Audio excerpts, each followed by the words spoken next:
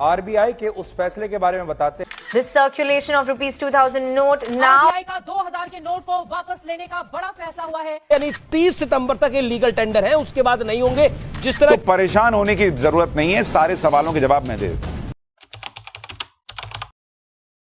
2016 में आई डिमोनेटाइजेशन को सबसे बड़ा मास्टर स्ट्रोक कहा जाता है। 2016 में गवर्नमेंट ने 2000 के नोट को इशू कराए थे और 500 और 1000 के नोट को बैन कराए थे। भारत से ब्लैक मनी को कम करने के लिए आज आरबीआई ने एक फैसला सुना दिया है सारे 2000 के नोटों को वापस लेने का। उन्होंने एक डेडलाइन रखी है 30 सितंबर 2023 तक की, तब तक सारे 2000 के नोटों को बदल दिया जाए।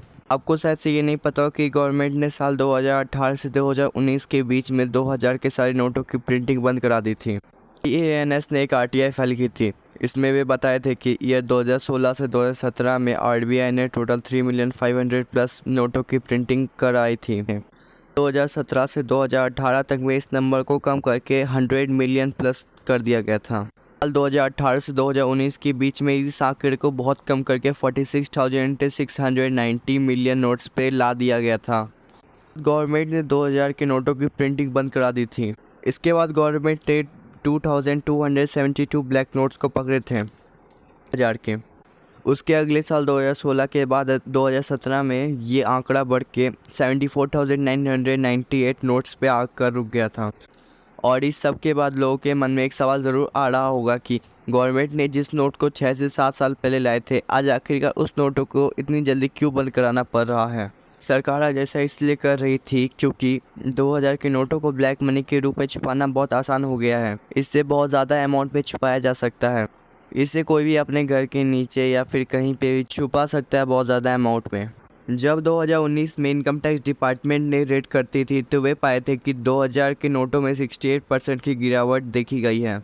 2000 के नोटों को बैन कराने का ज़्यादा इम्पैक्ट आम जनता पर नहीं पड़े क्योंकि 2000 के नोटों की वैल्यू बहुत होती है कंपेयरिंग 500 रुपीज़, क्योंकि भारत में ज़्यादातर अमीर लोग नहीं हैं। वैसे गवर्नमेंट ने जो किया बहुत अच्छा ही किया क्योंकि इसके कारण ब्लैक मनी तो बहुत कम होगा ही होगा और वैसे भी 2000 के नोटों का चेंज मिलना बहुत मुश्किल था। 30 सितंबर 2023 ये एक डेडलाइन है। इस डेडलाइन तक आप 2000 के नोटों को एक्सचेंज करा सकते हैं किसी भी बैंक में, और सिर्फ 2000 के 10 नोटों को ही आप किसी भी बैंक में एक्सचेंज करा सकते हैं।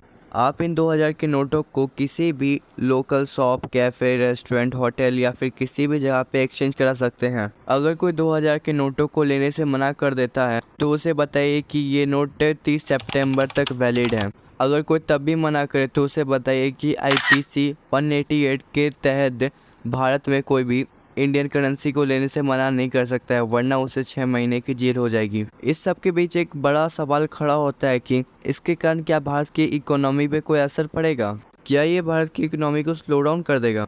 एक डाटा के अकॉर्डिंग 2000 के नोटों की मार्केट सर्कुलेशन वैल्यू $3.6 ट्रिलियन है, यानी $44.27 बिलियन। टोटल मार्केट के अंदर जो सर्कुलेशन मनी है उसका सिर्फ 10.8%।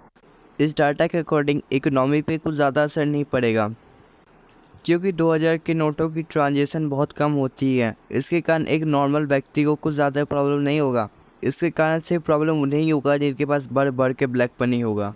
आप चाहे तो इस पैसे को गोल्ड में भी कन्वर्ट कर सकते हैं, पर लेकिन शर्त यह है कि आपके पास सिर्फ वाइट मनी होना चाहिए। अगर हम अपने एक्स फाइनेंशियल सेक्रेटरी की बात करें, यानी मैं सुभाष चंद्र जार्ज की बात कर रहा हूँ, वह कहते हैं कि 2000 के नोटों को विड्रॉल कराने से भारत की इकोनॉमी पे कुछ ज़्यादा असर नहीं पड़ता है। यहाँ पे एक बहुत बड़ा सवाल आता है, अगर 10.8% मनी ही मार्केट सर्कुलेशन में है तो बाकी के 90% नोट वाकई में क्या ब्लैक मनी में कन्वर्ट हो चुके हैं? अगर आपको इसके बारे में कुछ पता है तो आप ज़रूर हमें कमेंट में बताएं। अभी तक इस सवाल का जवाब नहीं मिला है। अगर आपको इस वीडियो से कुछ वैल्यूबल सीखने को मिला है तो प्लीज़ इस वीडियो को लाइक करें और चैनल को सब्सक्राइब करें। Thanks for watching this video.